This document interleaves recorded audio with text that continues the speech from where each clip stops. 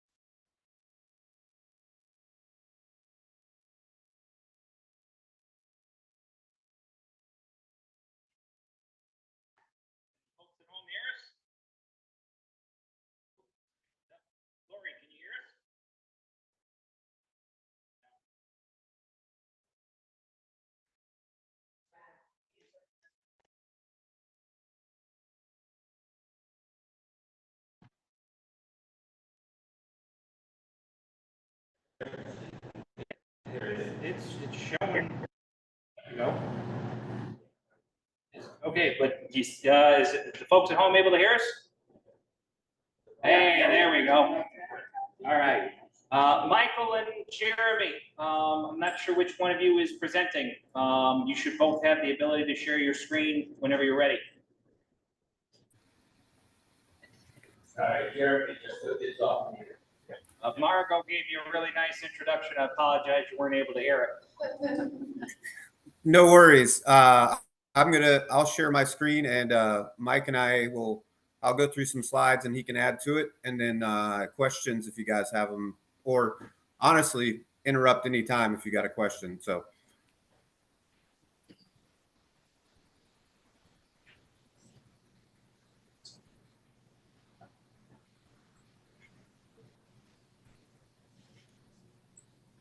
All right, just to double check, you're hearing me okay and you can see my slides?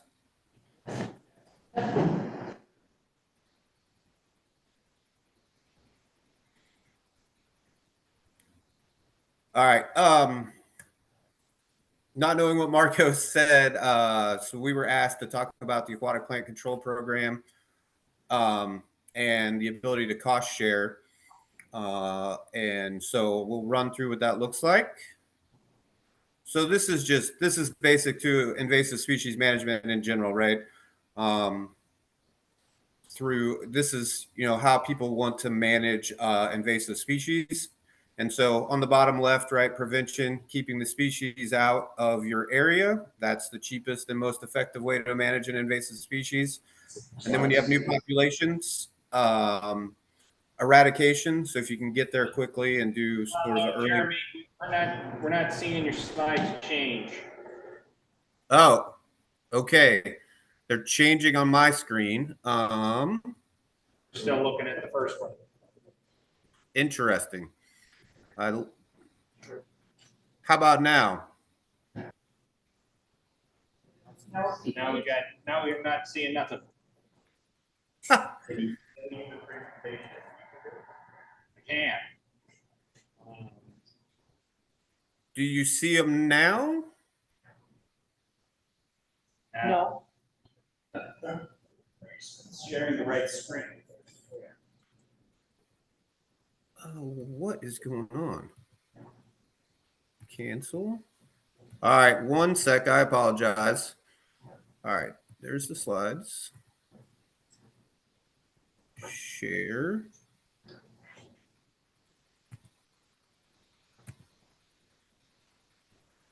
All right, do you see it now? Yeah, we see the intro slide. And the mouse is moving, so we should be good. All right, so you see the first slide, aquatic plant control program. We talked about that. Tell me that it moves.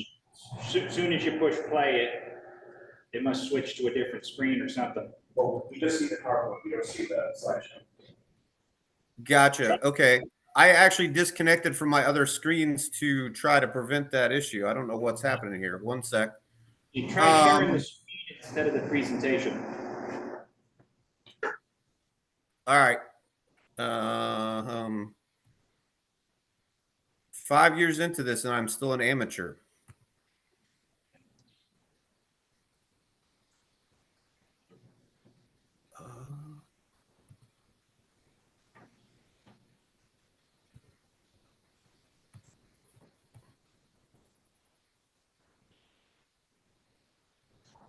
What in the heck?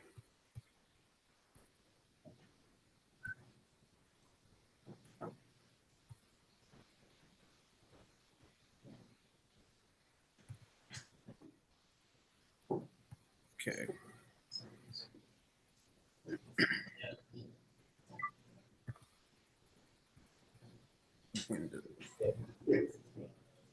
Okay, that should be. Now you can see it in non-presenter mode now, right? Correct. Yeah, we can see it. If you want to just advance it that way, it would be fine. That's what I was going to say. I'm not sure what's happening when I hit start, but I don't have any other options of ways to share it on Zoom. So anyway, this is what I was speaking to. I mean, anybody that does invasive species management understands this, but conceptually, bottom left, right, prevent invasive species from coming in. That's the cheapest and most effective way to manage it.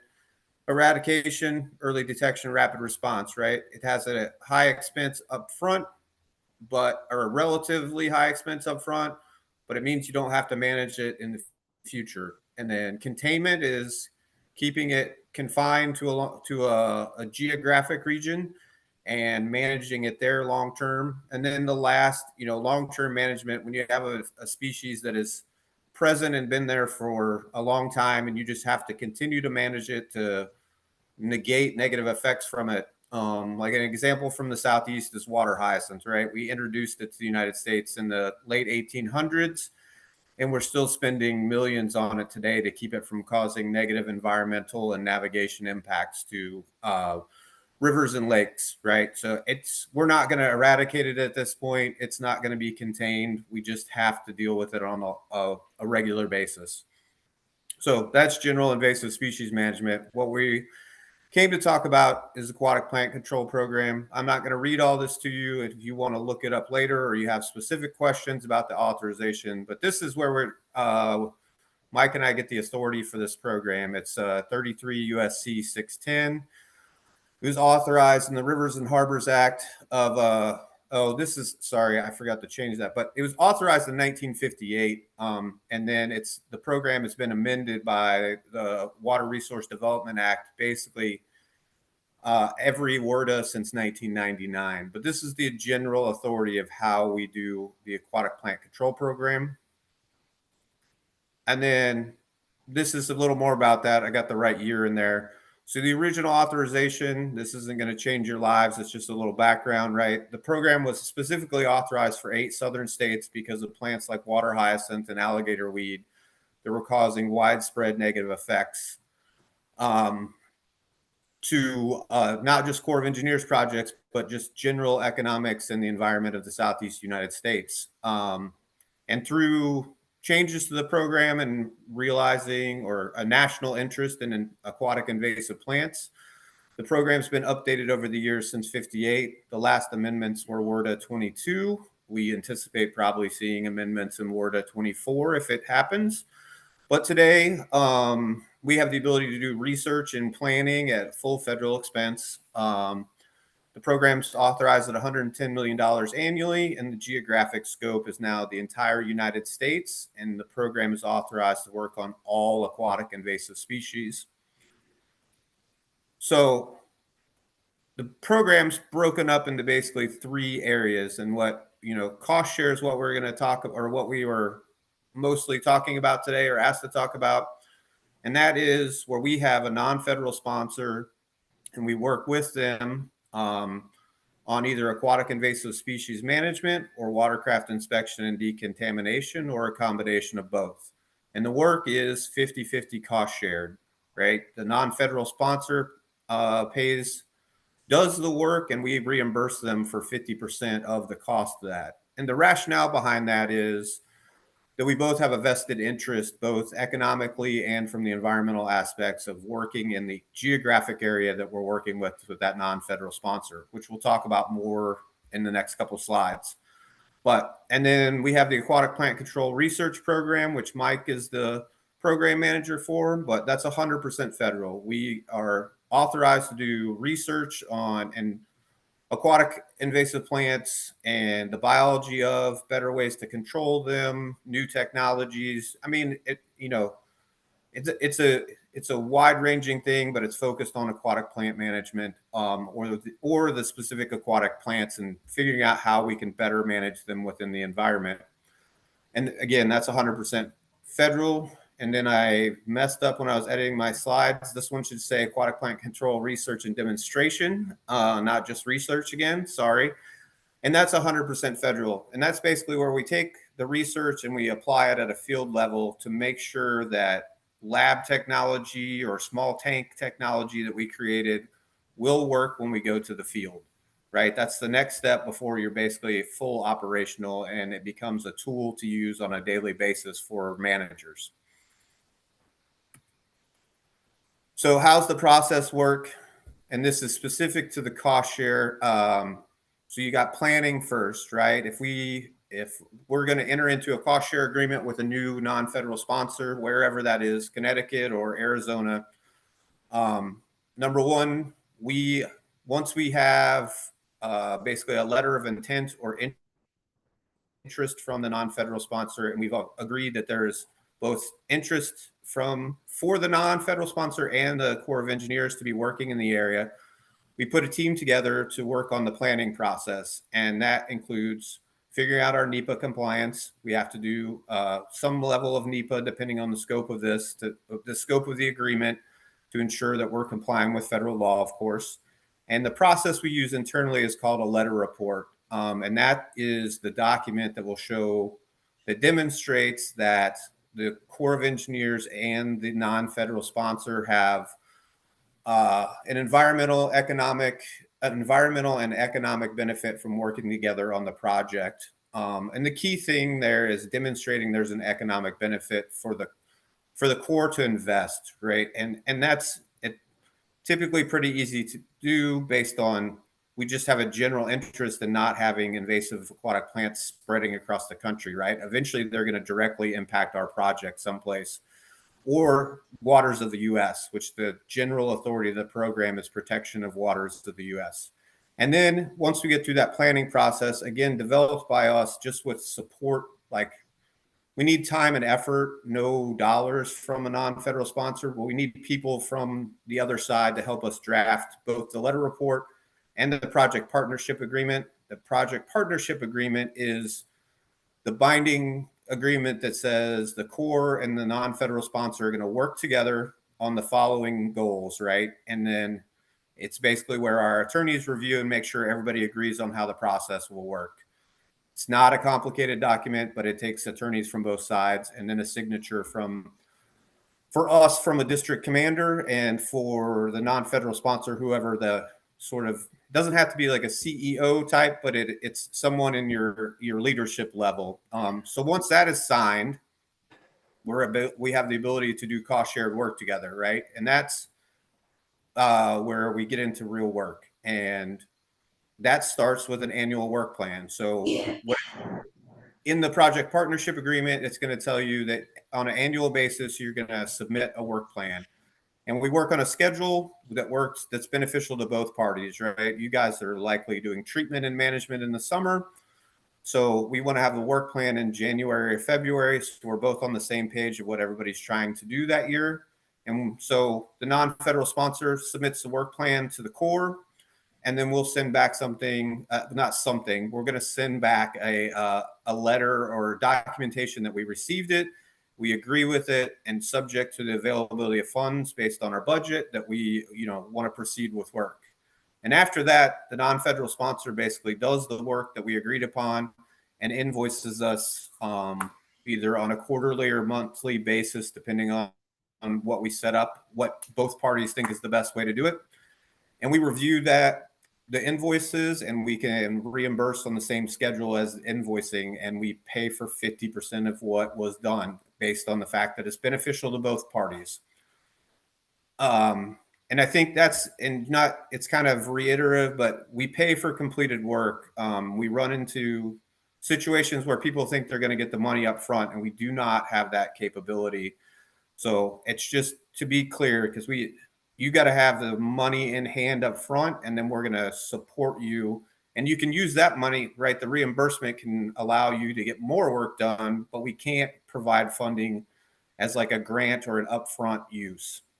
And then the other requirement of the cost share is completing an annual report, right? That basically, it says, the work plan said we're going to do X, Y, and Z this year, and we did X and Y, and conditions changed, and Z became A. It's a documentation of all the work that was completed during the course of the treatment season.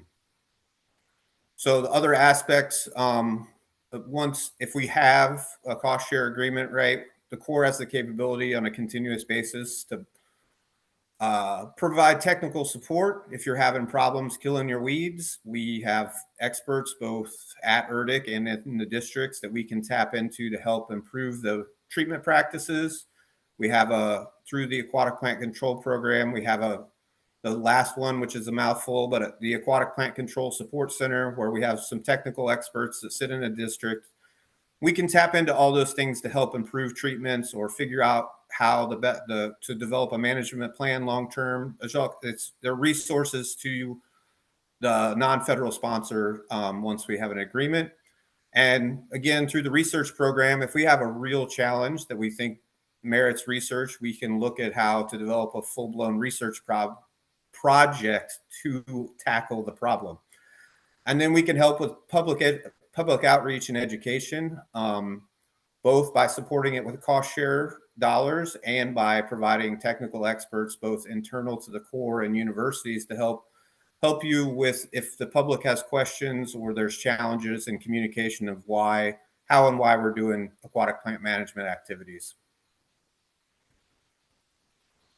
So that's what I got for slides. So if you guys have questions about the mechanics of it or any other aspect, both Mike and I can help you tackle. We can both address those. And I was going to say, Mike, you got anything to add? No, nothing to add, Jeremy. I'll just help answer any questions that might come up. Questions?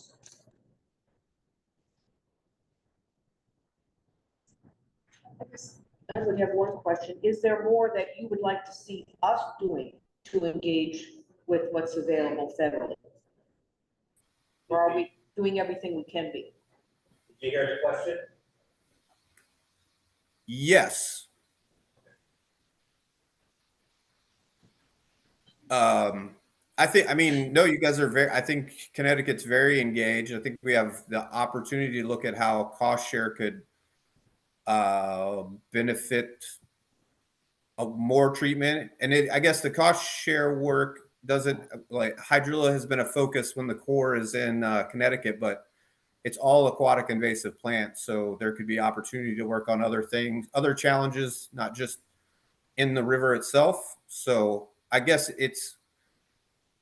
help me out, Mike. I guess it's an expanded authority or capability we could look at. But I think from an engagement level, this has been a very good engagement and group to work with. Yeah, right. So the work that we're currently doing on the Connecticut River is a field demonstration under the research part of the authority, 100% federal. And we've had tremendous support from all levels of government in Connecticut and others, right? It's a very robust partnership, and that we're about 2.5 years into that work, and it's going very well. And we're very appreciative of the support and assistance. The cost share program is just another tool that can be used to manage hydrilla or other aquatic invasive plants in Connecticut. We can't do the field demonstrations forever. There's probably a 3 to 5, maybe 6 year time limit on which we can justify 100% federally funded research demonstration. And after that, they want to see that move into more of a field operation that's cost shared on a 50-50 basis, right? So part of this is looking down the road at how would you manage hydrilla and other aquatic invasive plants into the future. I don't know the details of what Connecticut spends on aquatic invasive plant management, but there are many states across the US that spend a few $100,000 to several million on aquatic invasive plant management. And the cost share program is a way to support and sustain those efforts over time, right? We know state budgets are tight. So having a 50-50 cost share to match those funds can be a very positive tool to have. Dylan, how quickly do you think you could move toward supporting eradication measures for hydrilla in a watershed lake? specifically Lake Okanagan and East Hampton, we've got a program now that'll start any day, because we already have our permits from the state, to start herbicide treatments on hydrilla in the lake, but the funding we have doesn't cover the hydrilla we have. And if we could expand that with the assistance of the Army Corps, that would be terrific. How quickly do you think you respond to municipalities that have done the evaluation, has mapped it out, and has a plan in place to start treatment?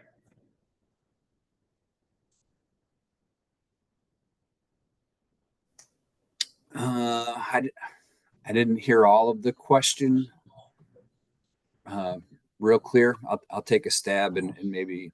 All right, I'll go over to the mic so you can hear me more. I use my outside voice and everything. Sorry, no, I can hear most of it. It might have Can you been hear me now? part of the issue. Might have been on my end. That's all right. So the question was, how quickly can you respond? I have an inland lake, Lake Okanagan, East Hampton, that has known hydrilla, and we have a plan in place, and we'll start treating this summer. But we don't have enough in our grants and other funds that we're using to cover what we need to cover. And I'm wondering how quickly you can respond and participate in that with the 50-50 matching. How'd that work? Okay, so that's good. That was perfect. Thank you. 2 points I want to touch on through the research demonstration project that we currently have ongoing. It's specific to the Connecticut River watershed. So what we've tried to do in working with our partners in Connecticut is see if we can expand our field demonstration work to other lakes that are within the river's watershed, but not in the river. Hopefully that makes sense. So I'm not sure where that lake is within the state or if it's in the Connecticut River watershed or not. But if it's in the Connecticut River watershed, we're trying to include those It is in the lakes. Connecticut River watershed. Okay, perfect. That's something that we can follow up on and see if there's an opportunity to include some work and management in the field demonstration program. And maybe I could get your contact information from Margot, and I'll pass that along to our team, and we can start some discussions on whether or not we can make that happen. I'm sure we'll advocate for East Hampton. I advocate for East Hampton all the time. Mike, I do have a question for you as far as the government being. Mike, I have a question for you about the Council of Governments being that non-federal entity and the coordinator for possibly all of our towns. Is that a possibility? I think it is. Generally, non-federal sponsors can be any unit of government, or in some cases, an NGO. So I don't know exactly what the charter is, or the state law that gives the Council of Governments operating authority, but I'm pretty sure that they would qualify as a non-federal sponsor. Adding on to that, again, not knowing what the format of your group looks like, but it's pretty open who we can work with as a non-federal sponsor. And that would be a great way to work. What we try to do, no matter who the non-federal sponsor is, something I didn't touch on earlier, we can have the non-federal sponsor can work with multiple groups or organizations or agencies within a state, right? So we can, what we do in the state of Washington is we have an agreement with the Department of Fish and Wildlife, right? But they have reciprocal agreements with counties, the University of Washington. And so they can, as long as you have a legal binding agreement with another entity, and so that we can document, you have a way to pay them to do work and enforce things if they don't do the work. we can then cost share with one entity and have an overarching agreement, and you can use other government or non-government agent groups to execute the work. So the Council of Governments, that would be a good way to start that network, so that we only have to sign one agreement. And to the East Hampton question, Mike's obviously 100% right in the how we would use the demo program for that. And I want to be clear on the time. The cost share agreement takes about 6 to 9 months to develop, and depending on the NEPA stuff, it can take a year. So we have to start to set up a cost share agreement. We got to plan in advance and execute it. Once we had that in place, if something like your East Hampton example popped up and it wasn't in the work plan, we can modify things and we could support doing the work. I mean, not instantly, but it's a very simple process to modify your work plan and do additional or different work based on changing needs throughout the year. Okay, thank you. Let's see. Anyone else with a question? Appreciate the information, and I'm sure Margot will be in touch with you specifically about East Hampton.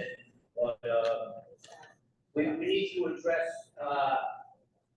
maybe more timely manner in which to put this in place other than a year. First slide. One of his first slides. Yeah. Just kind of yesterday, aren't we? We wait a year, we're not doing anything, we were already doing it. Yeah, right. I don't know if you heard that, but a year seems to be a detriment to eradication. No, understood. I mean, I guess that's, well, I appreciate that there's concerns before a year, and it doesn't have to take that long. I would rather tell you it's a year and it takes 7 or 8 months, but it is a process and it's got to get approved, reviewed and approved, right? There's financials of who we're working with, and a process within the Corps to document it or to approve it. And I guess that's why we were trying to talk about it now, thinking about the existing demo program and this being the long-term tool. We're happy to try to work with you to move it quickly. We can't make promises beyond that, right? If it goes faster, we feel it'll be better, but telling you it's going to take 4 months and then it takes a year is far worse than telling you it takes a year or it's going to take a year and we get it done in 6 months. I want to be realistic in the process. I don't know that we have a way to make it go much faster than that to get the documentation in place. Once it's in place, it's good as long as you guys want to work with us, right? Even if once we have the project partnership agreement in place, I don't know that it's good forever in quotation marks, but even if you decided not to use funds 1 year, it's still good the following year. So it's a long-term tool, not like an instant relief thing. Okay, thank you very much, and we appreciate it, and we need to move on because we have a deadline where we gotta be out of this room. And we appreciate the information you provided us. MPO business. Thank you. Approval of minutes from May 29th. Can I get a motion? Motion second? Second. Any corrections? Seeing none, all in favor? Aye. Any opposed? Motion carries. Rob, Central Connecticut Loop Trail Study. Yeah, we are about halfway through the study process right now. On June 10th, we held a public workshop in Middletown. Basically, venues were in sticky dots and placed on boards, basically indicating basically the preferences for facility types, treatments, amenities, and things like that. We also had a brief presentation discussing the purpose of the study and various area alignments that have been looked at to date. And we also talked about other things such as previous public engagement. After the presentation, we had broken out into three focus groups to look at the various alignments. And input was then about 2 weeks later presented to the advisory committee. The advisory committee basically at that point was going to kind of define what these future alignments are. So the next steps is to basically define the future alignments, defensive plans for them. Hopefully this fall we'll have a second public workshop to present this information to the public and the factors study this program. Okay, thank you, Rob. Any questions on that? Seeing none, safe streets and roads, Rob? Safe streets and roads for all study, is pretty much just basically started. We had our kickoff meeting, we are beginning our bi-weekly meetings. Every consultant has developed a draft public involvement plan and draft logos. Beginning to create base mapping and graphic mapping. So the relevant plans.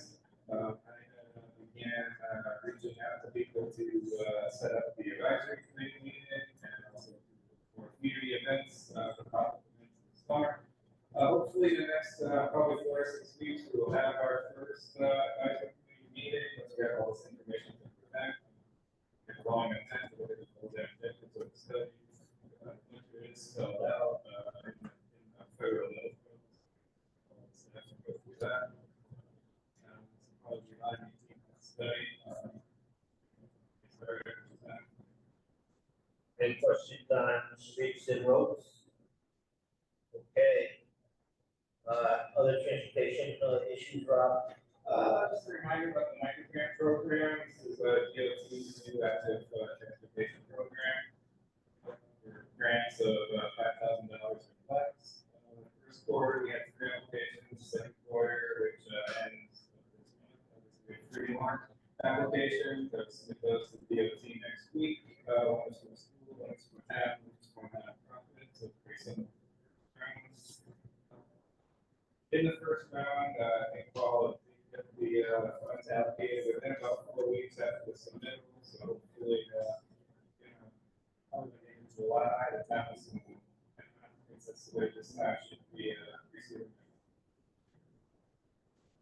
In the first round, it was about probably 18 to 20% of the overall program. So based on that, we should probably get 5 quarters in before the state funding is allocated. It's a pilot program. DOT was intending to continue the program and hopefully expand it after this program. Any questions for Rob? Thanks, Rob. Maybe private communities, grant? Sure, I'll stand up. I kind of so I haven't updated on this in a while. As a refresher, this is a grant program out of US DOT, through which we are doing transit ordinance development planning in partnership with Council of Clinton, Westbrook, Old Sea Road, and the City of Middletown. Through the program, US DOT has provided us with a consultant team on WSE and Accelerator program. They've also hired for us creative to do our and Nathan Jacobson, so they do our wastewater engineering. This program is run through summer 2025, so we're still at the earlier stages. We did finish up some small stakeholder group interviews I'm going to be doing larger public engagement this summer, looking at August, doing one in Old Sea Road for the shoreline and one up in Middletown as well. So be on the lookout for indications of that. We're also going to be having a survey that's coming out. So we'll be sending this to that. And Kevin just pulled up your page on screen. Our website is live finally. It's rivercog.org/TOT. So if you want to see more about the concept and what we're working on, you'll be fan. Also, all links to engagement and the link for the DOT program. That's all on the website. Any questions for Megan? Hey,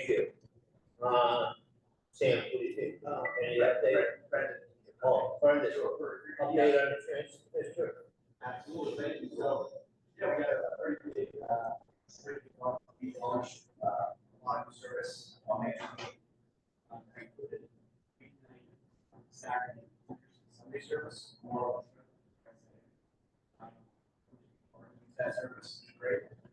We also launched 2 extra mile zones, the focus on extra mile, they're on demand transit service, very similar to Florida. We launched one Bell and one Mass Silver. Mass Silver, the biggest zone ever, target both towns. Built for a much smaller application. I think both we're seeing actually grow. Just yesterday, we said that's the local context. See about 60 right now. That's happening 5 years ago. Recently grow. And then these we're seeing new buyers traveling into. So over we're seeing also people customers. Very good sign that so very exciting.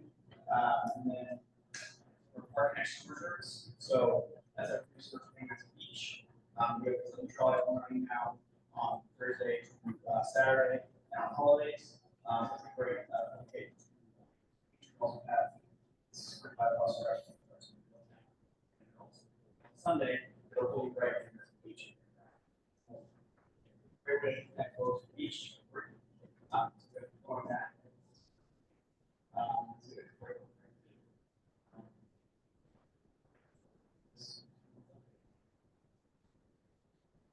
Any questions for Brendan on the agenda?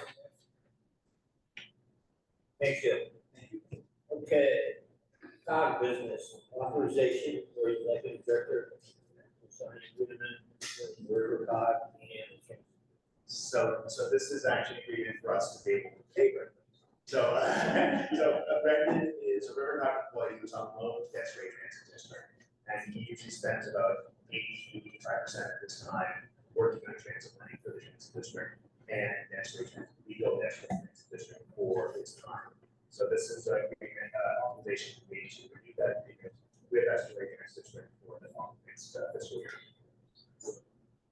Second. Motion second. Any further discussion? Seeing none, all in favor? Aye. Any opposed? Motion carries. You got a job.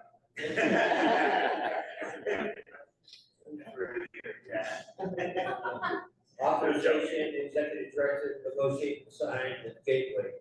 So, starting this fiscal year, we execute our first services agreement between RiverCOG and the Gateway Commission that we posted for the last 51 years.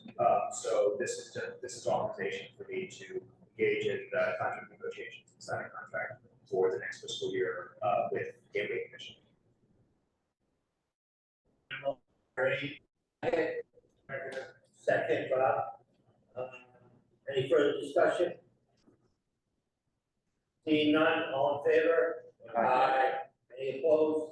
Motion carries.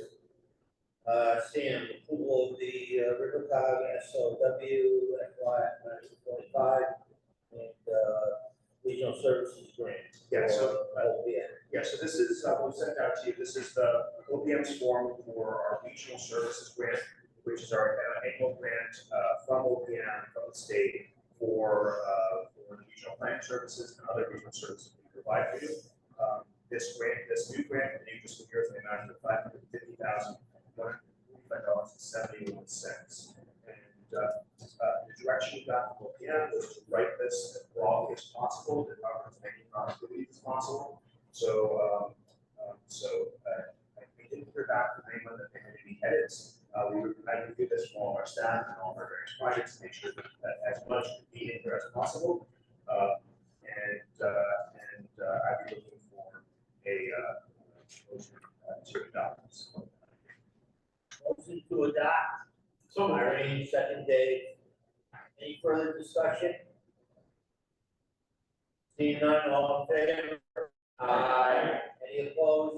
Motion carries.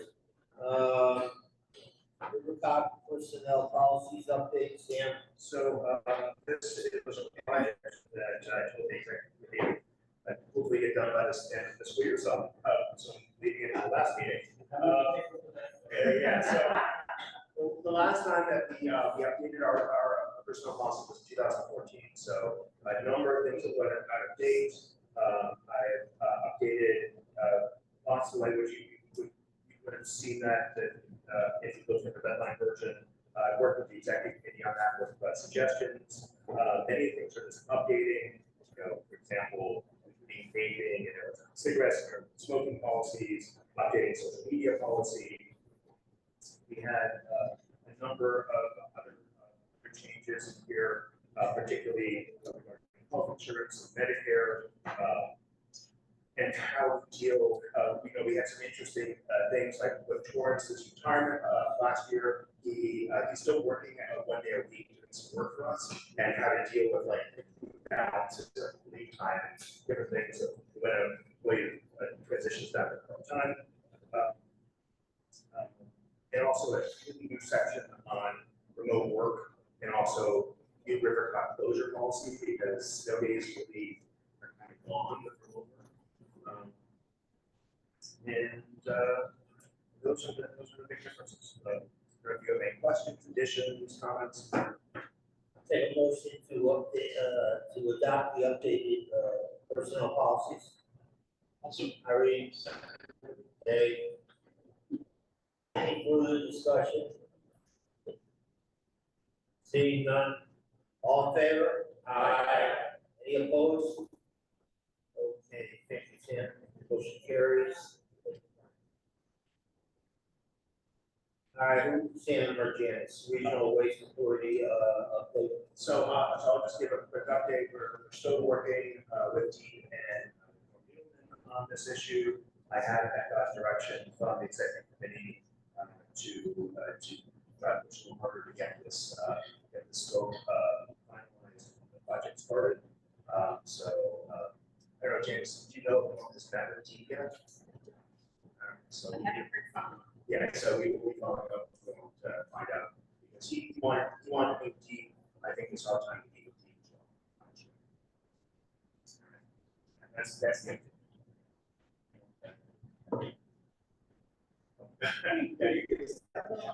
Yeah, next time.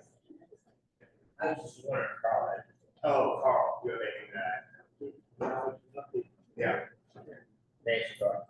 Yeah. All right, Janice, as is always. Yes, okay.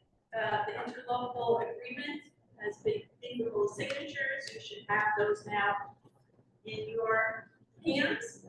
Hazardous waste collections, we've had the April, May, and June collections, and we're up 9% with participation, so we're going up a little, which is good. Paper shredding, we've had 2 collections, and with that, we're up 40%, so we have a lot of paper to get rid of, so that's good also. We have an August Cromwell collection coming up in 20 days. Keep the weather. I'll try. It hasn't been working out for us either, where our market. In the process of, for hazardous waste, getting a letter to Norm for the closure of the permanent facility in Essex, working on that. As far as waste,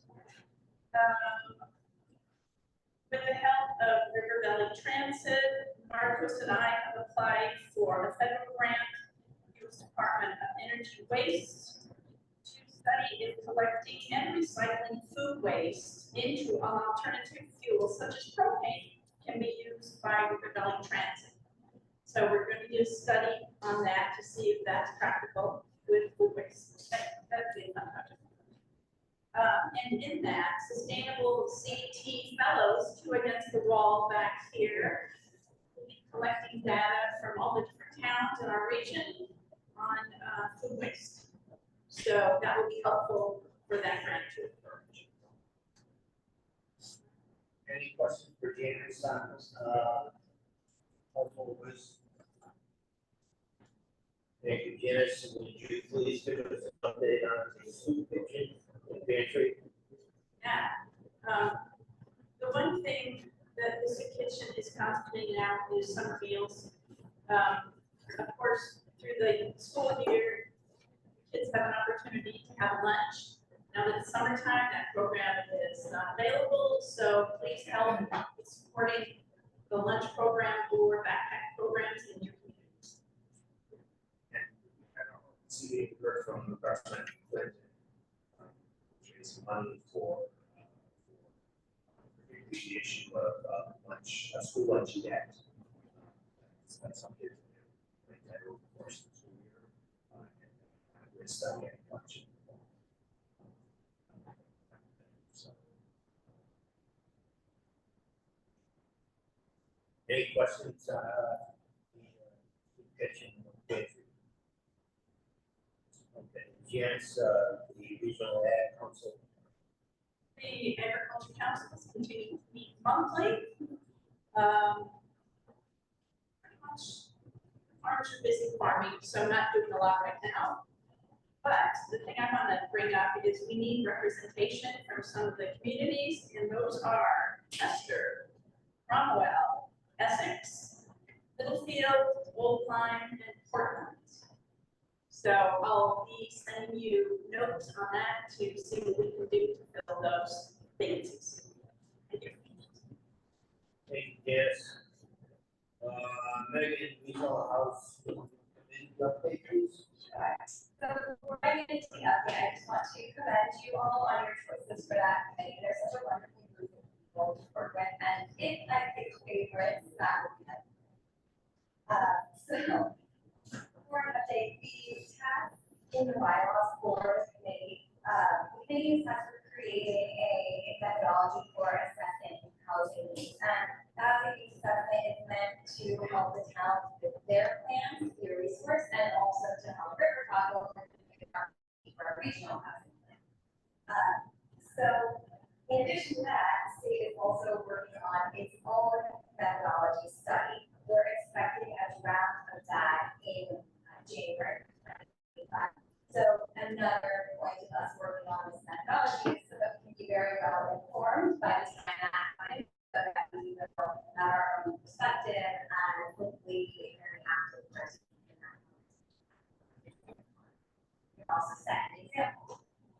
So to that end, we're having quarterly methodology workshops with our housing committee. We've had 2 so far. The first one has brought everyone up to speed on what a regional housing nation is, what the function is, and what some examples are across the country.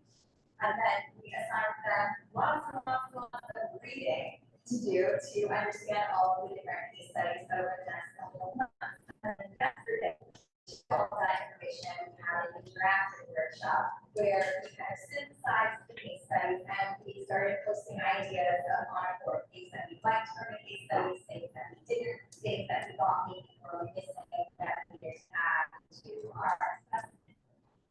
So the next workshop, what we'll be doing is we'll be taking all the feedback we got at this last one. We'll be looking at what data resources are available to address these things, how we're and we'll bring all that back to the group and see if we need to make any tweaks. Ultimately, this is going to result in a report of our findings and recommendations from the committee that we will have reviewed. Any questions for Ahmed? Thank you. Marlo, invasive species update. I want to remind everyone that we have the East Haddam public information meeting at the town hall at 7 p.m. tomorrow night. Treatment for the hydrillas, the research project will take place. These are tentative dates, but they're going with them now. Keeney Cove, July 8th to 12th. Chapman Pond, July 22nd to 26th. Sulphur Creek, July 29th to August 2nd. Portland Boat Works, August 5th and 9th.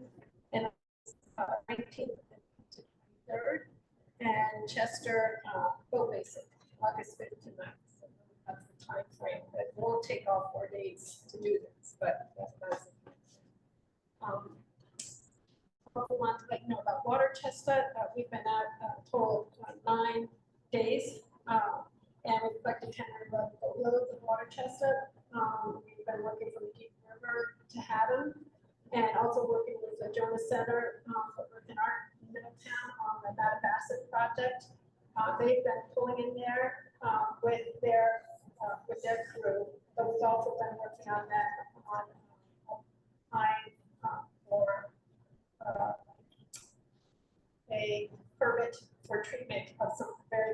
large acres wide patches in the Mattabesset that we really need to get under control. And then finish the NTV work that they're asking for, the natural diversity database work that needs to be done to get it perfect. So that's what we've been working on with them. But I think that we're looking good this year for water chestnut, keeping it contained, eradicating it from the lower river. And so that's it. It's a very positive for that. And we do have our two seasonal staff, and we also have his son James is working with us as an intern, and he's been out on the boat a few times with us. And for the water. Any questions for Lisa? Can you just share the dates on the hydrilla treatments again, or just send it in an email? That's fine. Sure. Watch email update. Yeah. Thank you. We'll do that. Anyone else? Okay, our local land trust, please. I want to remind you about the annual meeting that we're going to be having on August 15th. Dinner is going to be at 5:30, the presentation is at 6, and that is with Hank Bruner, the herpetologist. And it's going to be talking about the new species of frog that we have in our region, and also vernal pool protection and stewardship. And some good news for the land trust is that we received a letter, that we will receive a letter that we got the National Park Service technical assistance grant to work on the update of our regional conservation plan. So we're waiting for that.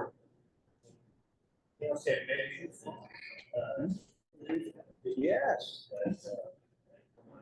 We should give an update, so they understand that our association with the land trust. And make that the next meeting. Okay. So they understand that we do have a land trust in conjunction with the COG. Each of the 17 member municipalities, RiverCOG is a member of the trust. So years ago, it gives us access to a 501c3, which we have access to, and allows us to use it as an umbrella for the conservation projects, grants, it's all the whole thing together. Okay, so we don't need this. Yeah. That's Okay. All right, Susie, Dennis. That was an emergency management update. Thank you all who have submitted your MOAs. June 30th is the deadline for those of you who haven't, whether you're in region 2, which none of our towns are, or you're in a different region, please submit those. They're needed. And also, we've been sending out the custodial MOAs. Please review those and so let me know if those are incorrect or correct, and have them signed if they are correct, so that we can submit those to Dennis so that he's reimbursed for the work that we've done at RiverCOG as a fiduciary. I'm also going to throw it over to Nicole, who can give you an update on all of the trainings and the other opportunities you have for working to prevent terrorism and other challenges. Thanks, Susie. I just want to say thank you to all the towns that participated in the EPI earlier this month. I know it was mentioned earlier in the meeting. I do apologize. I understand that it was a little bit of an intense exercise. There were a lot of questions for discussion in a short time period, but I do hope that you all come out of it. I hope that it has helped you in preparing as we enter into election season. Please remind your school leadership that their emergency planning drill logs are due to be submitted to the appropriate Dennis office by July 1st. So that's coming up very soon. Dennis has prepared Crisis Track, which is a platform for collecting post-disaster data. So we'll be implementing that over the next couple of months. Each municipality in the state will be given a log on so that they can log into the platform and use that to input their post-disaster data information. Things like damage assessments, things of that nature. So we'll be working with your local emergency management directors to onboard that system. And there will be an overview and Q&A session for your emergency management directors on July 9th. If you do not receive the Dennis Everbridge alerts, or if you are not sure if you're on the list to receive them or need to update your contact information, please reach out to your appropriate regional coordinator so we can make sure that we have accurate information, especially now that we are fully in hurricane season and we've already seen some storms coming through. We are expecting a pretty active season, so make sure that that contact information is up to date. As I'm sure you're all aware, earlier this month, Governor Lamont activated the extreme hot weather protocol. The first activation this year was activated for 5 days. And during that time, 211 processed over 200 calls from individuals looking for information from cooling centers.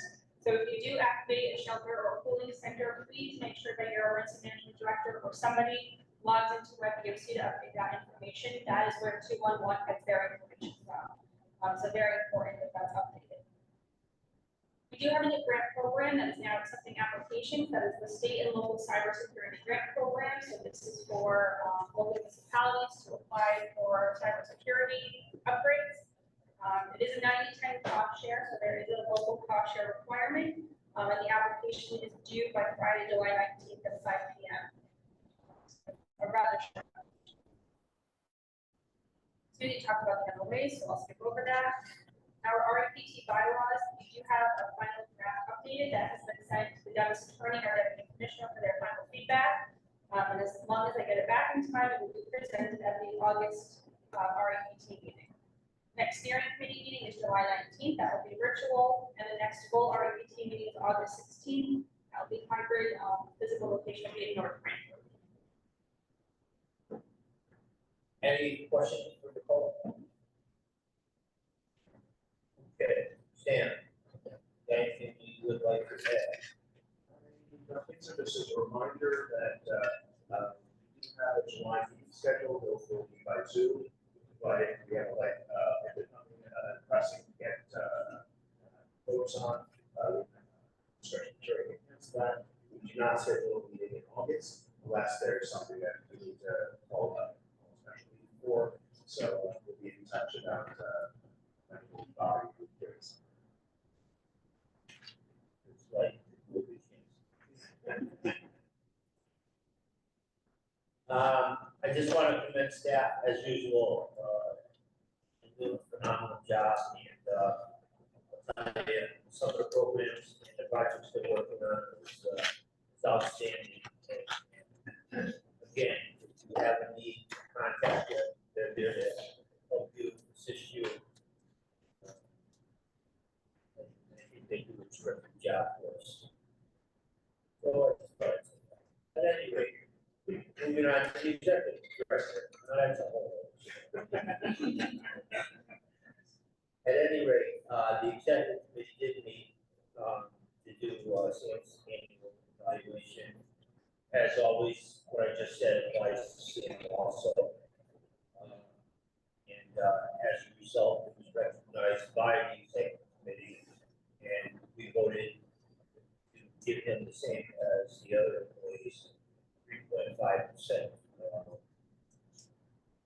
wage adjustment. Really, it doesn't require any action through our bylaws. However, I'll be open. The bylaws do state that the executive committee does have that authority, but I'll open it up to the school to take whatever action. Okay, thank you. Again, I think Sam is doing a terrific job for us. So far, I've bothered him in 3 or 4 countries. When I see Tony come up with my phone, I'll get his answer. Doesn't matter what time it is. Anything else in other business? Anyone have anything good for the council? Yes, sir. I have raised tonight to you go on the Department of Transportation, the State Department of Transportation, coordinated with RiverCOG. I just thought about it. I want to remind the towns that you can actually utilize our district offices for questions or issues on maintenance type projects. I believe RiverCOG is in District One is, we have 4 days without. Yeah. I mean, I can provide Robert with the contact information to share with towns. We've been getting a few calls and emails into the commissioner's office. Issues that can be handled easily by our district offices. So I do encourage you to utilize offices for maintenance projects. Bigger projects, yes. I do encourage you to reach out to me or others in the department. But for the smaller maintenance issues in your town on state groupings or facilities to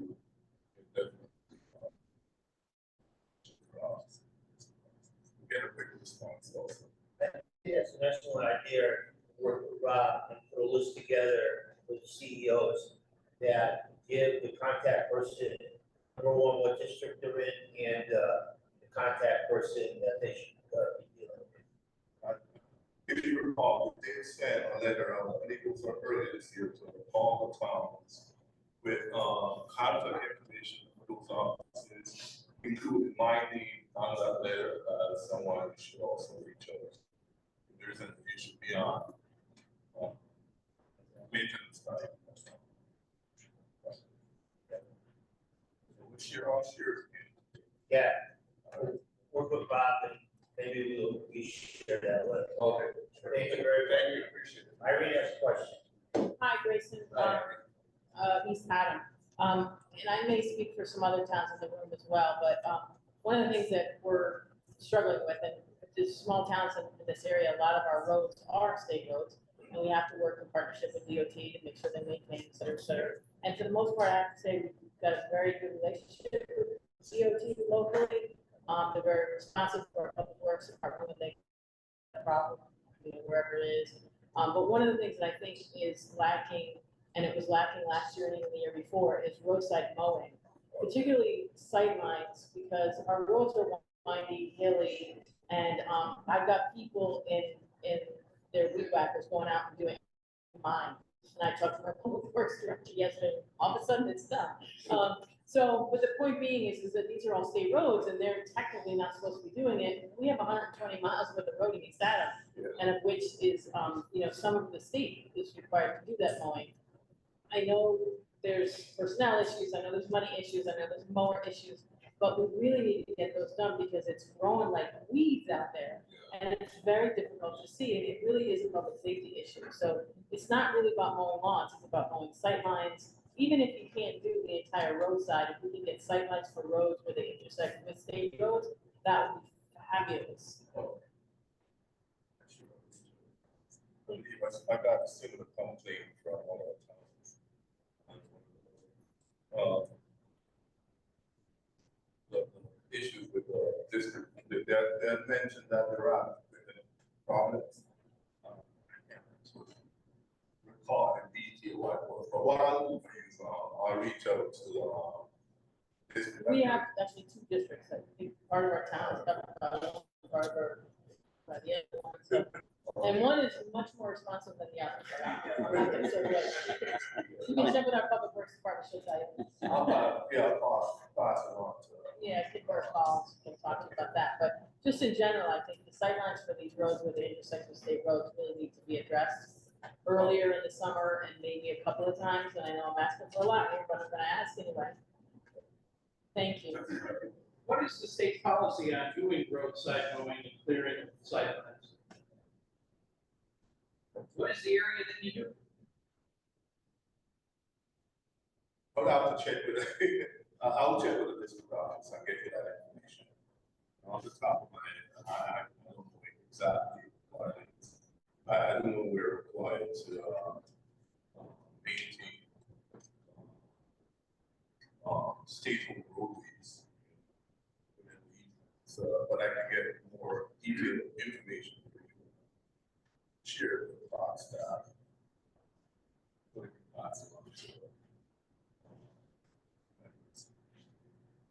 I'll get that. Anyone else?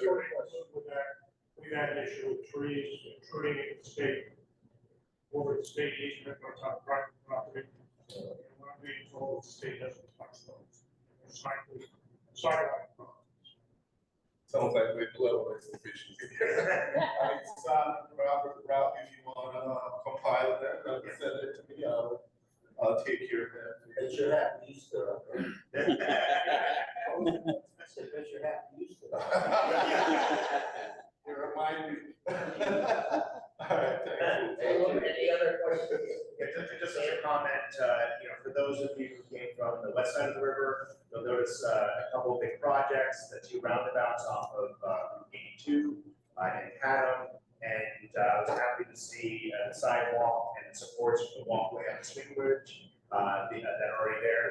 That's exciting to see, and I'm glad to see that they continue to use the same lighting and style they did for that we have for the sidewalk in Haddam. So I think once that's done, it's going to be a beautiful asset for both of the towns. Yeah. Yeah. Oh, no. I'm sorry about the fire. You'll have to invite us, I'd like to see that. Yeah, I think when that's complete, it's going to be an attraction for people from all over to come and walk over the river. So, Someone else? Anyone? It's close. Yeah, they're not operating. It's not offered. Which, All right, here we go. Thank you. And one last thing, since we don't meet every month anymore and we're at a scenic location, there's a great view from the brand over there. I'd like to get a picture of our CEOs, if you're willing, before we all leave. And Irene, I don't know if you want to mention your. Yeah, so after the picture, if you all want to meet me down at the ferry landing, we can show you the Asaki house and talk to you a little bit about that project that we're working on. It's an incredible program, and we're working with the Land Trust, and we're working with COGS and various other partners on this, but love you guys to come down, take a look, and I can tell you more about the project. And I'll just add that we had great support from our professional delegation. Unfortunately, the rules of that grant requires the recipient not to be in town, or the RiverCOG has to be deep. So we're gonna meet with Katie Dykes and talk about this. So in the next round, we can get a grant to restore this portion of the park. Okay, anyone else have anything? And lunch is there. Oh, there you go, that's Senator. Yeah, I mean, oh, it is, that's right. But not till that's. Tony, I just want to give a shout out to the state park staff that let us in here really early and is letting us use this room at no cost. Thank you very much. All right. Without that, I think the motion to adjourn. Second.